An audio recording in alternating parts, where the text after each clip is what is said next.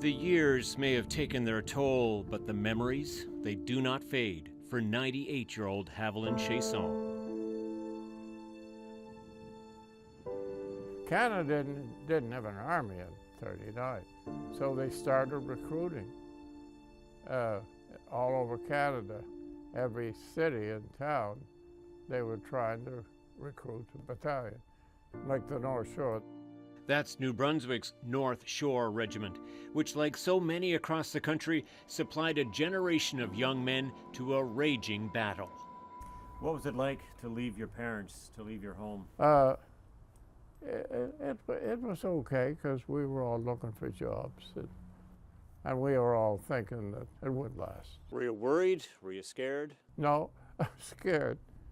In action, I told one young fellow in high school here, he said, "Were you ever scared?" I said, "You're scared all the time." All the time, night and day, yeah.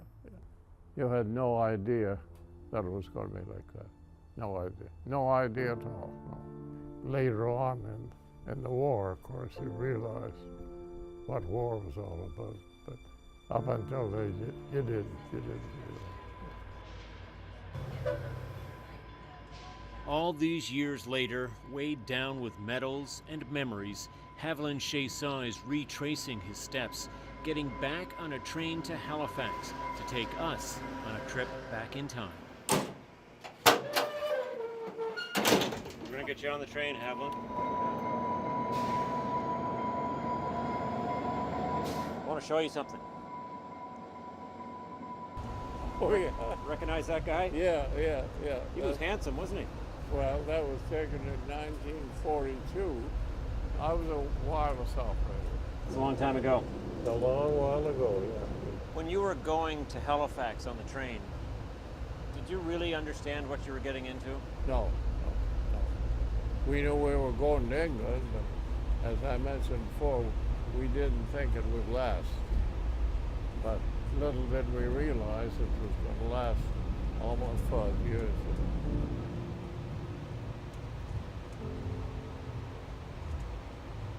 Well, there were so many ships in between Halifax and Bedford Basin, they said you could walk right across on a ship. They were side by side all the way. In fact, it was a massive convoy across the Atlantic. Troop ships loaded down with soldiers headed for England, where Havelyn and so many others trained for the D-Day invasion. We knew the Blitz was on in London, we knew that. So that was quite a lot to think about all the time. A lot on your mind. Yeah. What was D-Day like for you? Well, we had trained for 5 years for D-Day. We were all landing at Saint-Aubin-sur-Mer. There was about 3,000 to 4,000 landing crafts all in the water at the same time. Some of them hit mines and were blown up. Others hit reefs, got stuck there. Some of them got a quarter mile offshore, and there were a lot of them were drowned. And we were lucky. Several of our crafts, including ours, hit right on the beach. It's only about a foot of water. So that's what D-Day was like. Yeah. And what did you see? What did you hear? Well, the first thing, of course, that happened, we lost 100 men in our regiment, killed or wounded. So that was the biggest shock of all. We knew something was going to happen, but we had no idea that many men would be killed or wounded.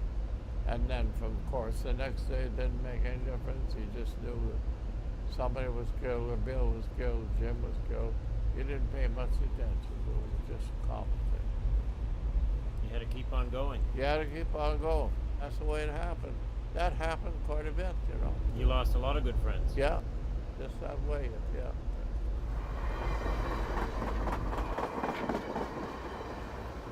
Tell me about your favorite message that you had to send out. Well, that was May the 3rd. The war ended on our front on May the 3rd.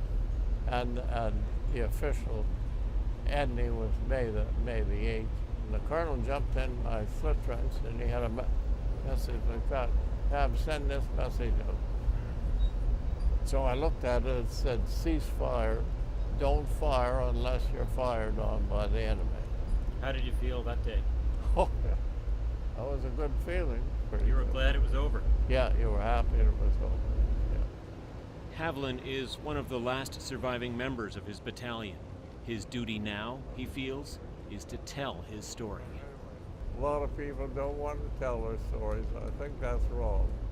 I think they should. When I go back over there and go in these cemeteries and read a lot of the names of people that I knew, a lot of them, and I say to myself, was it really necessary? Why couldn't people just be able to talk some sense into one another? But then I say to myself, well, the thing is going on the same way today. They're still fighting in all these countries, and they got more knowledge than those people back in those days. I don't know why. I don't know. It's a mystery. What did you learn about yourself in the war?